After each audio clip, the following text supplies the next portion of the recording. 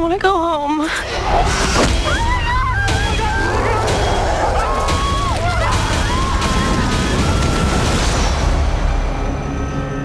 We're all gonna die.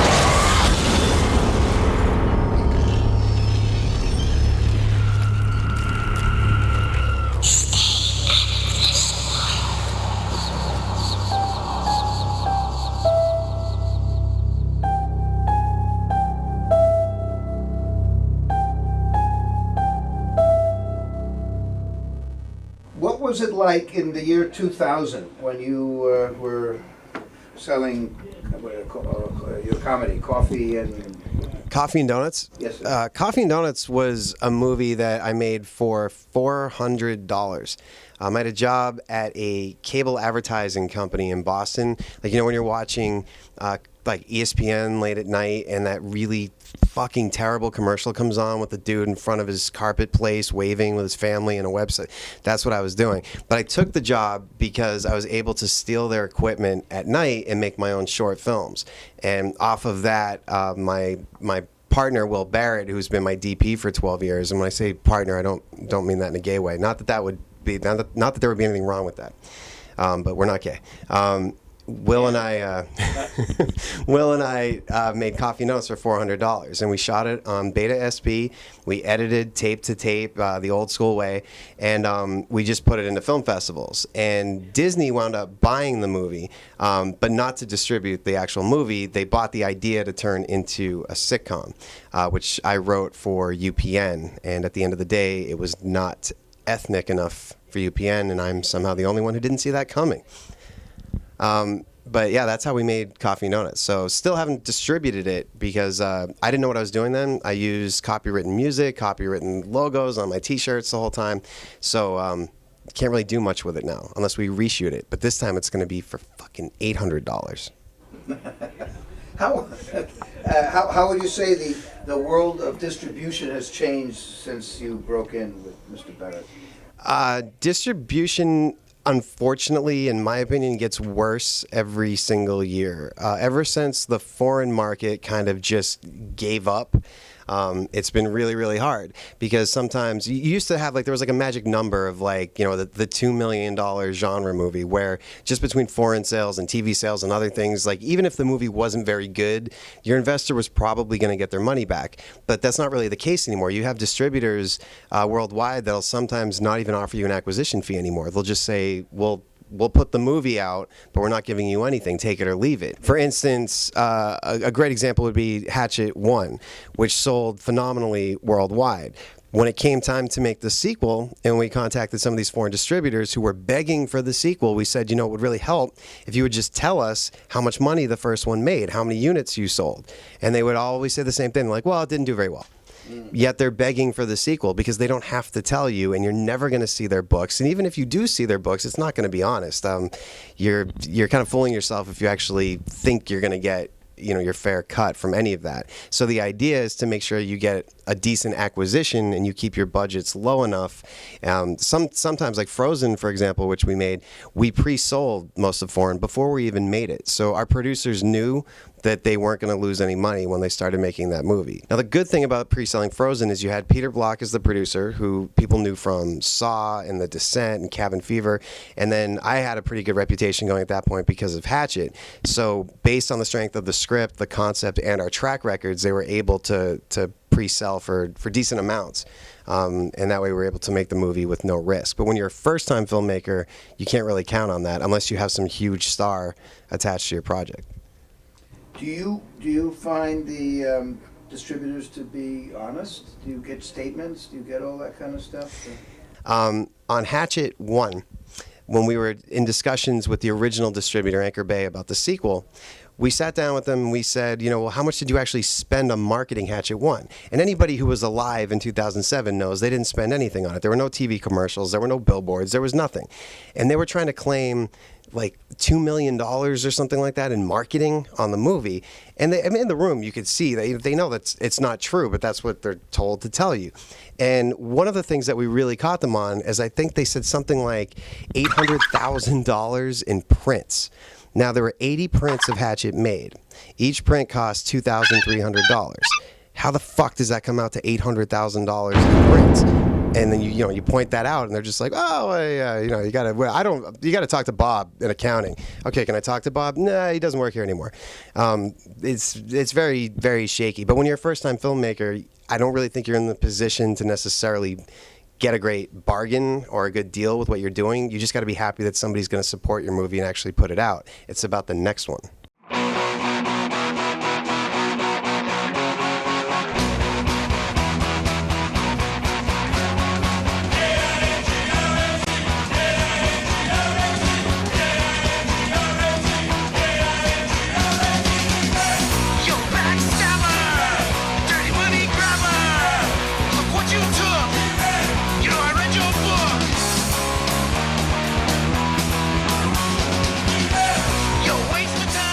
You as a director find yourself dealing with distributors at all of your movies? I deal with the distributors, but not really on the actual sale. I'll have conversations with them sort of about the movie and about, what kind of release it should get and all that other stuff, and then clearly in the marketing and things. But the actual sale has always been by a sales agent or the actual investor, which was... What do you mean by sales agent? The sales rep... Essentially, when you get your movie into film festivals and there's going to be buyers there, they're the person who is the contact for the movie. So they're the business smart person. They're supposed to be the ones that have all kinds of connections. Because one of the hardest things in selling your movie is to get buyers to actually come to a real screening of your movie. They won't do it. They hate, and that's the other problem with Hollywood that you'll realize. Everyone here fucking hates movies. They don't go see movies. They don't like to do it. And what they want is a screener. And then they watch it like this, actually worse than this, like that, on the laptop while they're doing their email and on the phone. That's how they're watching your movie and deciding if they think that it's worth anything. And these sales distributors, it's their job to have these connections and have the relationships and have distributors that trust them in their opinion to go to them and really sell your movie accurately. It's not my call. Unfortunately, I have to sit back, and that's the hardest thing, especially when you make a movie that's destroying at like Sundance or Tribeca or whatever the festival is, and you're winning awards left and right, and you're getting great reviews, and then you watch a distributor completely fuck it up by putting it on way too many screens, but not it's all about marketing dollars. For instance, if you're going to be on 2,000 screens, you need at least $25 million behind that movie if you're going to stand a chance at doing well at the box office. Typically, my advice and what I would like to see happen with a movie like that is if you're not going to get the big 2,000 screen release, 2 screens. Just do like New York and LA, places that where you can fill it up and spend the money there and get a high per screen average and keep funneling the money back into the release as you spread the movie out.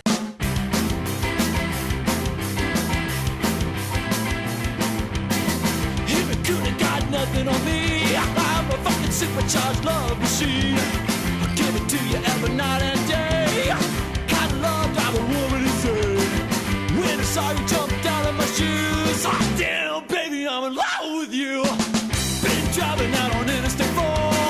The way you do it drives me out of control. Down on it, got the pedal to the floor. Brain racing. What do you suggest for the first-time filmmaker? How can he, assuming he's made something that somebody wants to see, what does she do to get her film out there? And when should she start doing it? If you're a first-time filmmaker and you made a good movie, and not just a movie that your friends are saying is good, I mean, it's actually, this is a real movie that somebody would pay money to see. The best thing to do right now, especially in the market, is film festivals. But you have to be smart about film festivals. I've seen people make the mistake where they just submit to every film festival and they have this thought of, well, if somebody's willing to play the movie, I have to go there and let the movie play there. Don't do that. You need to hold for film festivals that actually have some substance to them, where there's actual buyers at them. Now, to get into Cannes and be like a truly independent film festival is probably not going to necessarily happen, but Toronto or Sundance, even South by Southwest, you've seen big sales come out of lately. Tribeca's had a few. I mean, Hatchet sold at Tribeca. You got to try to go for one of those those places. But even if you don't sell it at the festival, there's this sort of prestige that comes along with it, where it's if you have those laurels like official selection, Sundance, and not only that, but the critics that are there. Now, if you go to a place like the Holliston, Massachusetts Film Festival, you're not going to get the New York Times or like, you know, Entertainment Weekly or places like that. You're going to get like these little websites and stuff, and you can't count those guys out. For me, those are the places that built Hatchet.